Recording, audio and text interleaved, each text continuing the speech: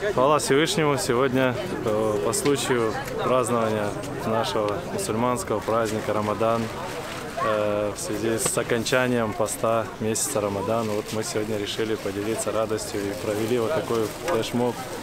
Наша община, крымско-татарская община в селе Чайка-Берлик совместно с Духовным управлением мусульман АРК проводим уже второй год подряд такую акцию на праздник.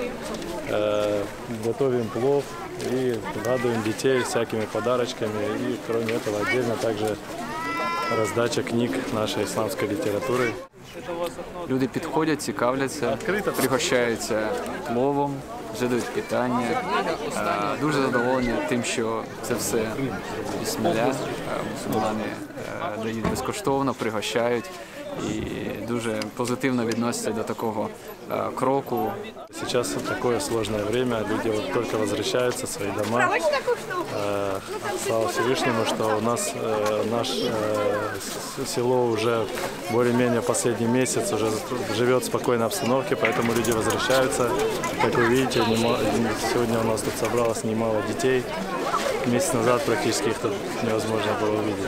Поэтому вот такую сделали обстановку праздничную для себя и для наших соседей, тем более у нас в исламской культуре, то есть добрососедство, хорошее отношение к соседям, угощение соседей, это есть благим делом.